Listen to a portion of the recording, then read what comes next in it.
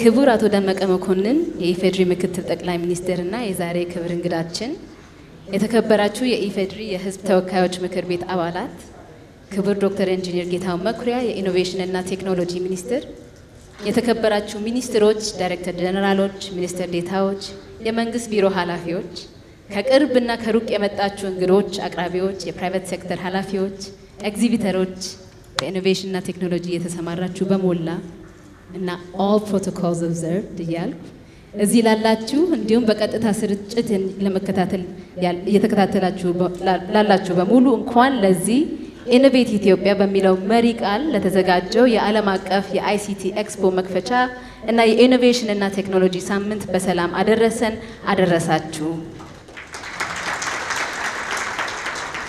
Your Excellency and our guest of honor, Ato Dammaqe Mekonnen, Deputy Prime Minister of the Federal Democratic Republic of Ethiopia, Your Excellencies, members of the House of People's Representatives, Your Excellency, Dr. Engineer Getahun Makuria, Minister of Innovation and Technology, Your Excellencies, Ministers, Director Generals, State Ministers, leaders and members of the public and private sector, those of you who are pioneers, panelists, and exhibitors in ICT, and also from the startup ecosystem and all other protocols observed. To you here and to those following us on the live stream, it is my pleasure to welcome you all to the opening of this international ICT Expo under the banner Innovate Ethiopia, and also to the week-long events around innovation and technology. And also for those of you that have come from abroad, I'd like to say welcome to Addis Ababa, Nkwandana Mettachu, to our Africa's diplomatic capital. Thank you so much.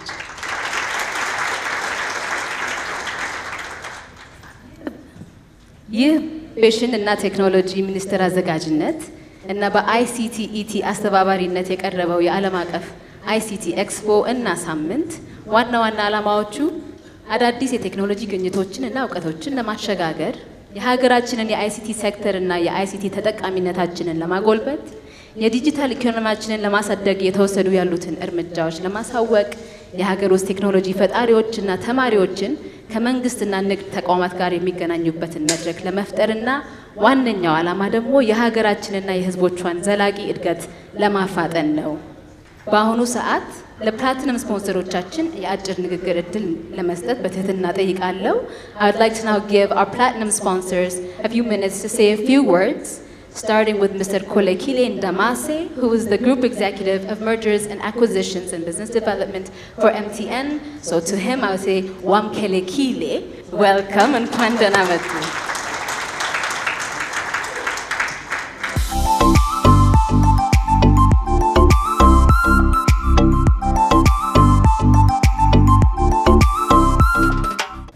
Warm greetings to His Excellency the Deputy Prime Minister of Ethiopia, the Honorable Minister of Innovation and Technology, the Honorable Minister of the State Minister of Innovation and Technology. Greetings to all the distinguished guests, the exhibitors, and all attendees to the ICT Expo 2019. MTN is very pleased to be in Addis Ababa. And we are honored to be a platinum sponsor in this ICT Expo. And we have sponsored similar conferences before in Addis since opening our office here in 2012. And we continue to sponsor similar events across our continent to stimulate dialogue and not sharing. MTN is a proudly African company born in Johannesburg at the dawn of the South African democracy in 1994. We share fully in the African pride so strongly felt by Ethiopians. We are fully committed to the development of our continent. We have grown as MTN to be the leading network operator in this continent, and we have 237 million customers and have mobile network operations in 21 countries across Africa and the Middle East. We've got 81 million active data subscribers and 28 million mobile money customers across 14 countries. As a proudly African company, we are very proud to showcase some of MTN's capabilities and innovations which we are deploying across the markets in which we operate. So the delegates will be welcome to be able to see the MTN stand, where we will exhibit We'll exhibit a stand that showcases a theme that is core to our belief, which is everyone deserves the benefits of a modern connected life. And in line with our vision, which is to lead the delivery of a bold new digital world. Our stand touches on how we strive to connect even the hardest places and the hardest communities to reach through our low-cost rural network, sites which are solar-powered and can be up to 10 times more cost-effective to deploy. With our one-stop solar kiosk, from which customers can source digital services, and it opens up unlimited commercial opportunities for communities. In our commitment to lower the cost of entering the digital environment, we have developed a smartphone that can give access to information technology and services, and which can give access to applications such as WhatsApp, Google Assist, at the low cost of approximately $. And equally important to digital inclusion, our stand will showcase the use of money, which brings everyone into the financial system. 10, we believe that connecting people to the modern digital world will brighten their lives. And on behalf of MTN, I thank the Ethiopian government through the Ministry of Innovation and Technology and Dr. Mekura for their support in MTN sponsoring the ICT Expo during this Innovation Week. Thank you.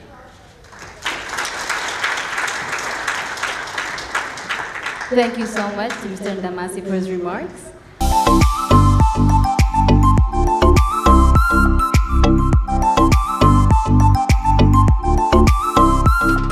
I'd like to now call on Mr. Shuang Chen, Deputy General Manager of Transient, to please welcome him for us. Thank you. Shisha.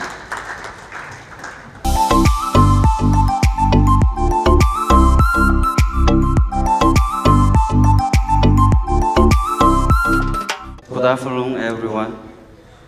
His Excellency Deputy Prime Minister Dr. Tamaka Makonnen, His Excellency Minister of Ministry of Innovation and Technology Dr. Engineer Kelvin McCurry, distinguished guests, to the guest of honor and the ICT Expo participants. Trashi is honored to take part in the ICT Expo, a landmark event, and cements Ethiopia as a global ICT destination and a land of innovation. Ethiopia is a country blessed with splendid civilization and a great tradition of innovation, creativity, and scientific expertise. These qualities were inherited from long ago, carried down through generations of Ethiopian people to the modern technology world. This expo is a testament to the history and the achievements of this great country.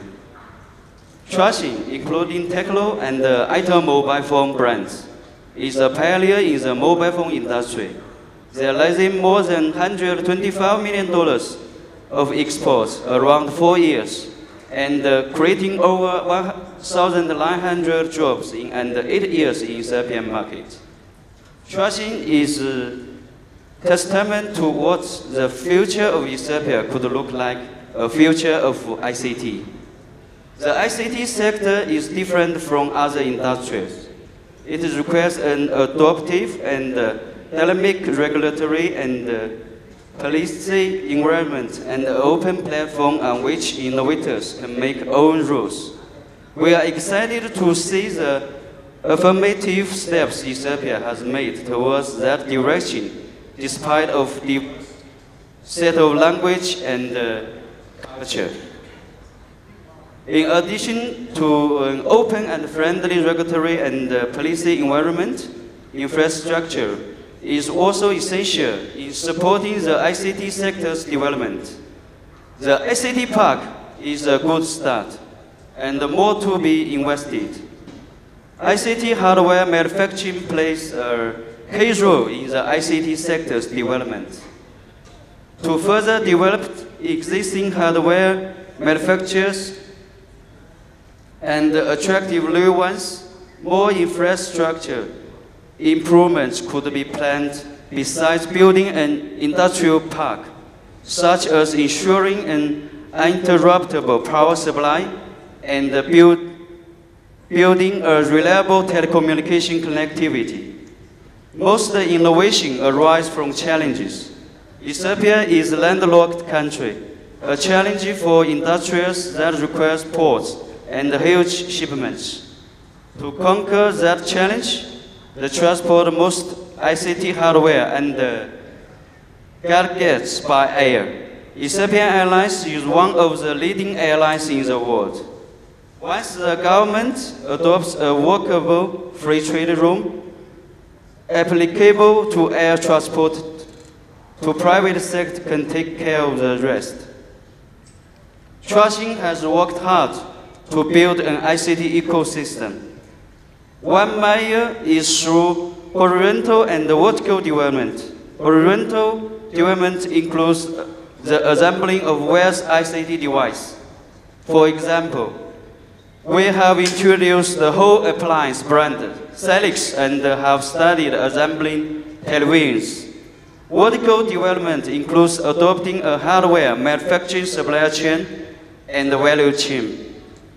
We are building our ICT Park factory with the intention of delivering our commitments. Developing the ICT sector or building an ICT ecosystem is not a one-person show. It requires government support and guidance to facilitate a proper investment to make workable, reliable, and lasting policies. This, in turn, sends a positive signal to investors making long-term plans in Ethiopia. Skilled labor cultivation remains a challenge for the development of the ICT sector. It's well known that more than 40% of Ethiopian population is made up of young people. As responsible corporation citizen, trashing launches vocational training among local youths, successful development deep resources of human talents. Today, we are glad to see that some local mobile technicians working at the mobile service and the maintenance centers throughout the country used to work for trashing. In fact, they call themselves Techno University graduates. We are committed to local ICT industry innovation and talent growth, and we believe that the joint efforts of business, investors, and the governments will drive a quick development of Ethiopian ICT industry. Despite of the many challenges to solve, we can turn them into opportunities and lay a solid foundation to cultivate young people's work discipline and professionalism. With these qualities, the younger generations will surely enjoy a bright future. And our country will have the potential to become an international ICT hub. Trashing is committed to that future. Again, Trashing is honored to be one of the ICT Expo Platinum sponsors in the past 3 years. We look forward to supporting more events and working together with you all to build and embrace the future of ICT sector in Ethiopia. Thank you. Thank you so much, Yeshen, to Mr. Chen from Transient. I would like to call from the home front, Kaziyukabitachin, Ethio Telecom Executive Director, Wazirit Erer Aklilu, to the stage. I'd like to invite on our Executive Director from Ethio Telecom. Please help me in welcoming her.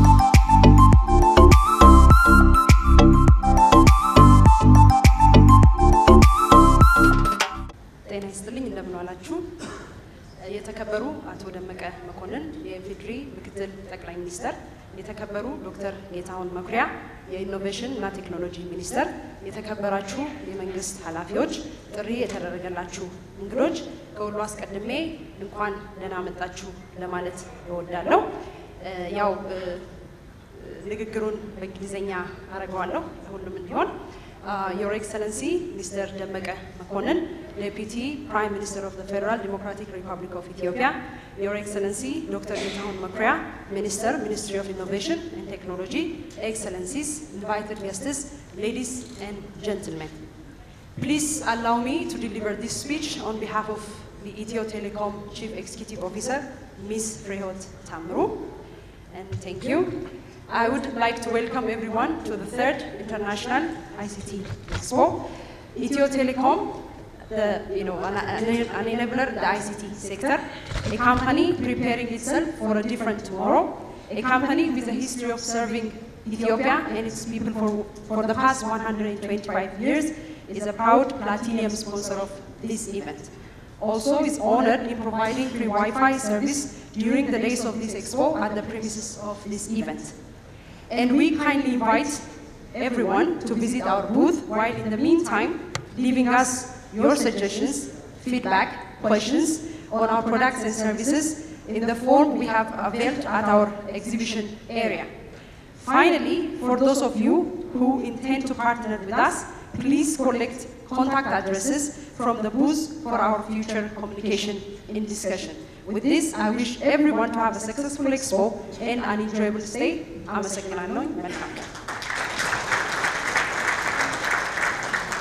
በጣም እናመሰግናለን Thank you so much for Ethio Telecom for the remarks. በአሁኑ ሰዓት የኤክስፖ አዘጋጅ የሆኑትን የኢኖቬሽን እና ቴክኖሎጂ ሚኒስትር ክቡር ዶክተር ኢንጂነር ጌታሁን መኩሪያ ወደ መድረክ ጋብዛለሁ I'd like to invite His Excellency Dr. Engineer Getahun Mokria to the stage for his welcoming remarks. Thank you.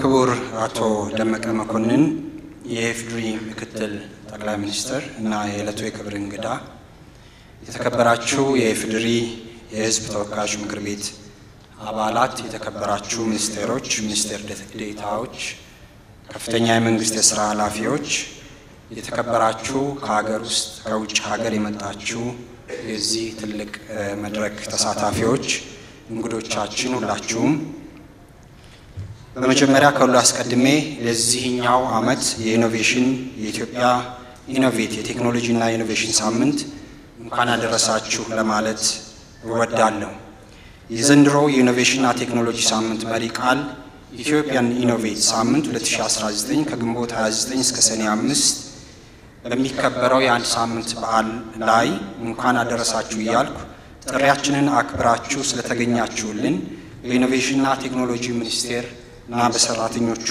ስም ምስጋናዬን አቀርባለሁ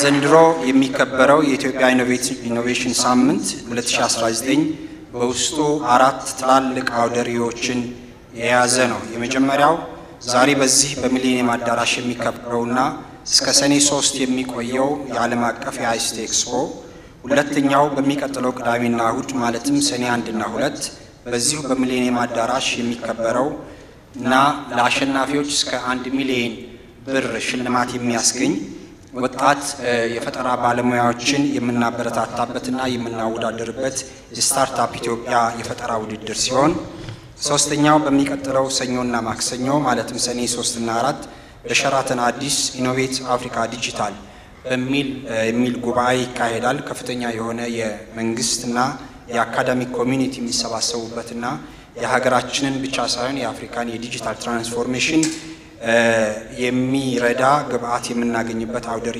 ሲካሄድ በአራተኛው ሮብለት ሰኔ 5 2011 በአፍሪካ ህብረት አዳራሽ የሚካሄደውና የአመቱ የሳይንስ ቴክኖሎጂና ኢኖቬሽን ሀገር አቀፍ የእውቅና ሽልማት ፕሮግራሞች ናቸው ክቡር ምክትል ጠቅላይ ሚኒስትር ክቡራን እንግዶቻችን የዛሬውን የዓለም አቀፍ አይሲቲ ኤክስፖ መግቢያ ንግግሬን አይሲቲ ለኢትዮጵያ ሁለንተናዊ እድገት በሚል ርዕስ አጠር ያለ መግቢያ መስጠት ይፈቀድልኝ። የዓለማችን ታላላቅ ኩባንያዎች እንዲሁም የዓለማችን ግዙፍ የሀብትና የሥራ ዕድል እየተፈጠረ ያለው በቴክኖሎጂ ዘርፍ ሲሆን ከዚህም ዋናው የአይሲቲ ዘርፍ ነው። ከዓለም 10 ትላልቆቹ ግዙፍ ኩባንያዎች ውስጥ 7ቱ የአይሲቲ ኩባንያዎች ናቸው። እነዚህም የአሜሪካኖቹ አፕል፣ ጉግል፣ ማይክሮሶፍት፣ አማዞን፣ ፌስቡክ እና ሁለቱ የቻይናዎች ቴንሴንት እና አሊባባ ኩባንያዎች ከዓለም ትልልቆቹ 10 ኩባንያዎች የመጀመሪያዎቹ 7ቱን ይዛሉ። እነዚህ 7 የቴክኖሎጂ የአይሲቲ ኩባንያዎች በ2018 የ4.4 ትሪሊዮን ዶላር የገበያ ዋጋ ወይ ማርኬት ቫልዩ ተተምኖላቸዋል። ይህ የሚያሳየው የአይሲቲ ዘርፍ ራሱን የቻለ የኢኮኖሚ ዘርፍ ነው። በተጨማሪም ምናልባትም ማናቸውም ሌሎች የኢኮኖሚ ሆነ የማህበራዊ ዘርፎች ያለ አይሲቲ በራሳቸው ማደግም ሆነ መኖር የማይችሉ ናቸው ብለን መውሰድ እንችላለን። ለዚህ ነው እኛ እንደ መንግስት ለአይሲቲ ተጨማሪ በጀትም ሆነ የፖሊሲ ድጋፍ የሚያስፈልጋቸው ጉዳዮች ላይ እየተሰራ የሚገኘው። ባለፉት በርካታ ዓመታት በኢትዮጵያ ውስጥ በኢትዮ ቴሌኮም በመሬት ውስጥ የተቀበረና በኢትዮጵያ መብራት ኃይል በከፍተኛ የኤሌክትሪክ መስመር ላይ ከመሬት በላይ ያለ ከ25000 ኪሎ ሜትር በላይ የፋይበር ኬብሎችን በመጠቀም በሚቀጥሉት አንድ ዓመት ባልበለጠ ጊዜ ውስጥ እስከ 1000 ለሚሆኑ ወረዳዎቻችን የ1 ጊጋቢትስ ፐር ሰከንድ ፍጥነት ያለውን የፊክስድ ብሮድባንድ የአይሲቲ ከፍተኛ የፍጥነት አገልግሎት ለማዳረስ በሂደት ላይ እንገኛለን።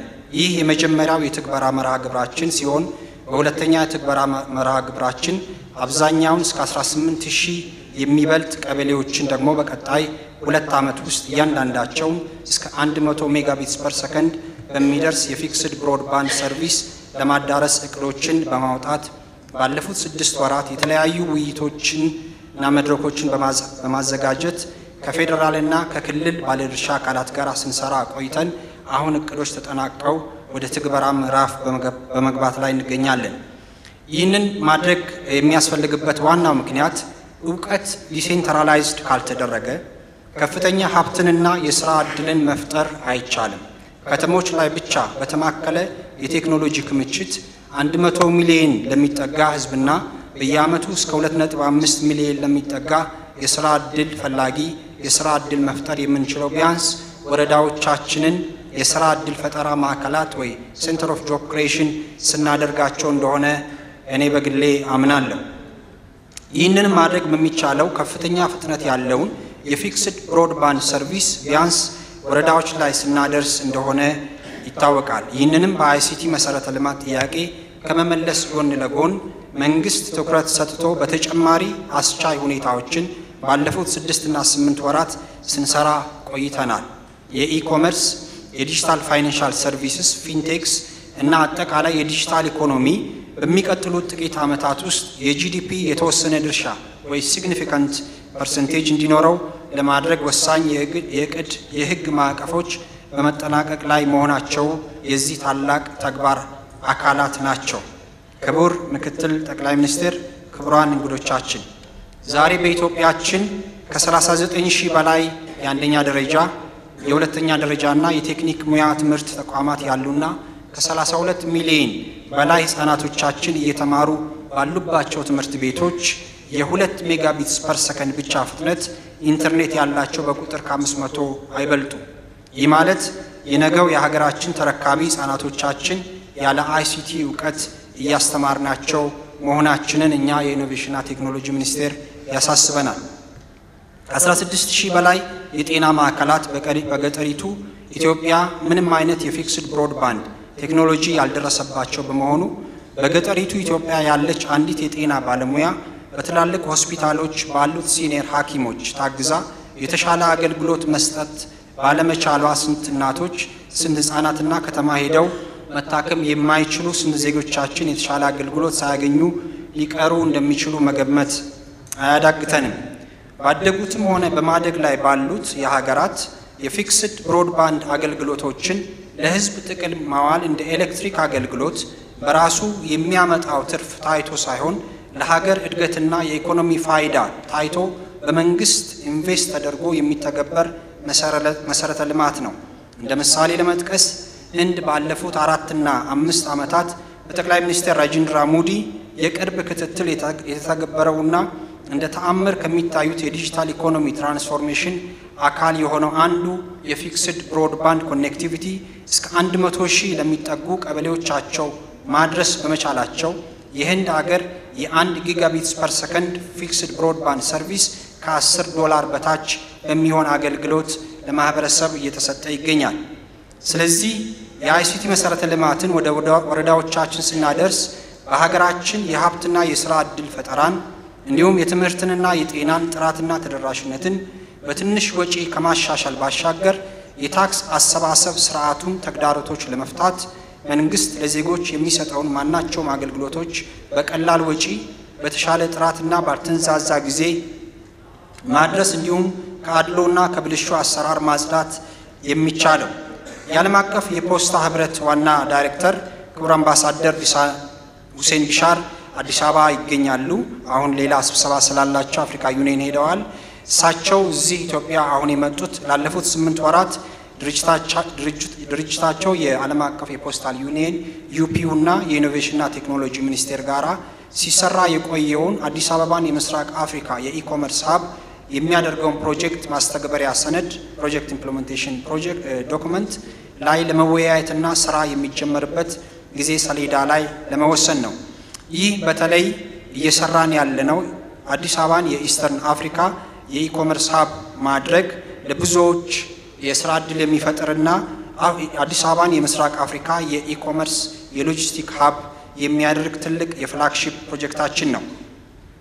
የዘንድሮ የኢትዮጵያ ኢኖቬት ሳምንት 2019 4 የተለያዩ ቅድም ያነሳዋቸውን ኢቨንቶች በውስጡ የያዘ ከመሆኑ የተነሳ በተለይም ዛሬ የሚከፈተው የአይሲቲ ኤክስፖ የስታርታፕ ኢትዮጵያ ፕሮግራም በዚህ አዳራሽ የሚካሄድና የሶስተኛው የዲጂታል ኢኖቬት አፍሪካ ዲጂታል በሸራተን አዲስ በሚደረገው ስብሰባ ሰኞና ማክሰኞ የሚካሄድ ስለሆነ ተሳታፊዎቻችን እነዚህን ሁሉ እንድትካፈሉልን በታላቅ አክብሮት ጠይቃለሁ። የዘንድሮ የቴክኖሎጂና ኢኖቬሽን ሳምንት የተሳካ እንዲሆን ላገዙን የፕላቲኒየም ስፖንሰሮቻችን ኢትዮ ቴሌኮም፣ ኤምቲኤን፣ ቴክኖሞባይል እንዲሁም ሌሎች የወርቅና የብር ስፖንሰሮቻችንን ይህንን የአንድ ሳምንት ዝግጅት በተሻለ መንገድ እንዲቀርብ ላለፉት 3 እና 4 ወራት በትጋት የሰሩትን ፓርትነሮቻችንን ICT ብሉሙን፣ ካክተስ አድቨርታይዚንግ፣ ፍላውለስ ኢቨንትስ አጠቃላይ የሳምንቱን ዝግጅት በነፃ ጭምር የሚዲያ ሽፋን እየሰጡልን ያሉትን የኢትዮጵያ ቴሌቪዥን ኢቲቪ እና የኢቢሲ ቴሌቪዥንን እንዲሁም በብዙ ጥረት ይህንን ዝግጅት ያዘጋጁትንና የመሩትን የኢኖቬሽንና ቴክኖሎጂ የሚኒስቴር የሥራ ኃላፊዎችና ሰራተኞችን ከልብ እንዳመሰግን ይፈቀድልኝ። አንድ ጊዜ አመስግኑልኝ።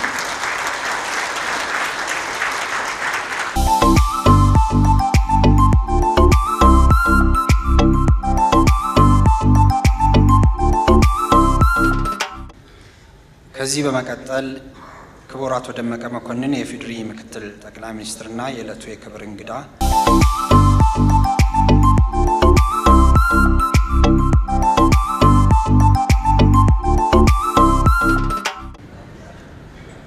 ሀገራችን በአሁኑ ሰዓት ትራንስፎርሜሽን ጎዳና ውስጥ ገብታለች። ለውጥ ተመኝታ በለውጥ ምህዋር ውስጥ ገብታለች። ለውጡ እንዲቀጥልና ተወዳዳሪ ሀገር ለማድረግ ቴክኖሎጂን በአግባቡ መጠቀም ማዘመንና መፍጠር ይጠይቃል። ይህ ያለው የለውጥ መንገድ ውጤታማ እንዲሆን ለውጥን መመኘትና ማቀድ ብቻ ሳይሆን ከዳር እስከ ዳር ሀገራዊ የኢኖቬሽን አጀንዳ ስታርታፕ ቴክኖሎጂ ሀገራዊ አጀንዳ ማድረግና ለዚህ የሚሆን አቅም ሁሉ መዋል ያስፈልጋል። ይህ ካልሆነ ሌሎች ለዘመናት ቀድመው ከፍተኛ ማማ ላይ ተሸጋግረዋል። በዚህኛው መስክ ደግሞ ብዙ ላለመቀደም እኩል ለመራመድና ተወዳዳሪ ለመሆን አተኩረን መስራት ይገባል። ኢኮኖሚውን ለማዘመን የማህበራዊ ልማታችንን ለማዘመን እጅግ በጣም ከፍተኛ ሀብት የሚወጣበትን የትምህርት ስርዓት ጥራቱን ስታንዳርዱን ጠብቆ እንዲጓዝ ለማድረግ በአይሲቲ ማዘመን ያስፈልጋል። የጤና ስርዓታችን አሁን አመርቂ በሆነ ሁኔታ የተስፋፋውን የበለጠ ተወዳዳሪ ለማድረግ የዚህ ቴክኖሎጂ አግባብነት እጅግ በጣም ወሳኝ ነው። የኢኮኖሚ አውታራችን የሆነው ግብርናን ለማዘመን የኢንዱስትሪ ቅብብሎችን ለማጠናከር እንደዚሁ ከቴክኖሎጂ ጋር በእጅጉ መቀራረብና ለዚህ የሚሆን አቅም ማስፋት ማጠናከር ይጠይቀናል። በለውጥ አጀንዳ ውስጥ ያስቀመጥናቸው የሪፎርም አጀንዳዎች የህግ ሪፎርሞች የምንላቸው የኢኮኖሚ ሪፎርም ብንል የገቨርነንስና ሌሎች ጉዳዮችን ብንል እነዚህ ለዜጎች ተደራሽና ውጤታማ አገልግሎት እንዲሰጡ ከተፈለገ የዘመነ ስርዓት ይጠበቃል። የገበያ አቅማችንን ማሳደግ ግልጽነት የተሞላበት እና ኢኮኖሚ የሚያመነጨውን የገበያ አቅም ወደ ጋራ ልማት ለማሸጋገር እንደዚሁ የዘመነ ስርዓት ይፈልጋል። በየትኛውም ደረጃ በዚህ ዘመን የሀገር ሉዓላዊነት ለማስከበር ይሁን ሁሉንም የተወዳዳሪነት አቅሞች እውን ለማድረግ ሳይንስ፣ ኢኖቬሽን፣ ስታርታፕ ቴክኖሎጂ እጅግ በጣም ወሳኝ ናቸው። ላለፉት ብዙ ዓመታት ምክንያት ብለን በምንቆጥራቸው ከሌሎች የበለጸጉ ሀገሮች ወደ ኋላ ቀርተናል። አሁን ብልህ ሆነ አቅማችንን አስተባብረን ለኢኖቬሽን፣ ለስታርታፕ ቴክኖሎጂ፣ ለኢንፎርሜሽን ኮሚኒኬሽን ተገቢ ሀገራዊ አቅም ግንባታና ኢንቨስትመንት ካላካሄደ ሁሉም አጀንዳው አድርጎ ካልተረባረበ አይናችን እያየ ልዩነቱ እየሰፋ ነው። ድሮ ከምንወቅሰው ድሮ ከምንቆረቆረው በላይ ሌላ ልዩነት ይመጣል። ለልጆቻችን የምናወርሰው እንዲህ አይነት ልዩነትንና የታሪክ ተወቃሽነት መሆን የለበትም። መሆን ያለበት ይህንን ዘመን በእጅጉ ተወዳዳሪ የሚያደርግ የኢኖቬሽን የቴክኖሎጂ ሁሉን አቅሞች ለዚህ በሚመጥን ደረጃ መፍጠር ነው። አቅም መገንባት፣ የሰው ኃይል ማልማት ይጠበቅብናል። እውነት ለመናገር ለዚህ የጓጉና ለዚህ አፒታይታቸው የተከፈተ እጅግ በጣም የሚገርሙ ወጣቶች ከታች ከትምህርት ስርዓታችን በየተቋም እየመጡ ነው። ይህን መሰረት ማስፋት የበለጠ ተወዳዳሪ እንዲሆኑ ማድረግ፣ መምራት፣ ማብቃት፣ ማስፋት ያስፈልጋል። ከዓለም ጋር የሚያቀናጀንና የሚያወዳደረንን ትጥቅ መታጠቅ መሰል ይገባናል ማለት ነው። በዚህ ደረጃ ይሄ ዛሬው ታላቅ የኤግዚቢሽን ፕሮግራምና በሳምንቱ ቀናት ውስጥ የተቆጠሩት የታቀዱት ፕሮግራሞች በእጅጉ ወቅታዊና ተገቢነት ያላቸው ናቸው። ላቅ ያለ ቴክኖሎጂ ስናወሳና ስናነሳ የድሎት ይመስላል። ነገር ግን አይደለም። የእያንዳንዱ ድሃ ህይወት የሚለውጥ ተወዳዳሪ የሚያደርግ ከየትኛው ገጠር ተኮር ስራ እንስራ ብለን ካቀድናቸው በላይ ድሃ ተደራሽ የሆኑና በኩል ማዕድ እንድንሰለፍ የሚያደርጉ መንገዶች ናቸው። ይህንን በአግባቡ መጠቀም ሁሉም ለዚህ ተፈጻሚነት መታጠቅ ተግባራዊ ማድረግ ያስፈልጋል። የኢኖቬሽንና ቴክኖሎጂ ሚኒስቴር ሌሎች አግባብነት ያላቸውን አካላት አስተባብሮ እንዲህ አይነት ፕሮግራም ማቀዱና ማዘጋጀቱ የተለያዩ ተዋናዮች በግሉ ዘርፍ የሚሆን የመንግስት ተቋማት ለዚህ ተገቢ ትኩረት ሰጥተው መሰለፋቸው የማስተማር የማስፋፋት ስራውን ለማጠናከር መዘጋጀታቸው በእጅጉ የሚያስመሰግንና የሚያኮራቸው ነው።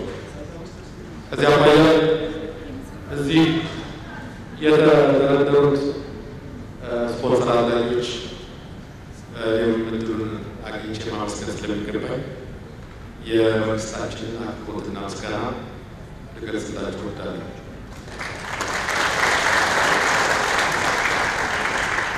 አንድ ለየት ያለ ፕሮግራም ብዙ ጊዜ የምከታተለውና የምወደው ፕሮግራም አለ። በኢቢኤስ አንድ ወጣት እዚህ ቤት ያለ ጥሩ ነው። በየጊዜው የቲክቶክ ናበል የሚያቀርብ የዚህ ፕሮግራም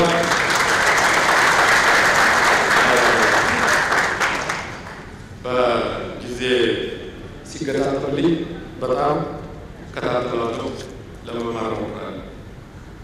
ይሄ በጣም ጠቃሚ ዓለም ላይ ያሉትን የፈጠራ ውጤቶች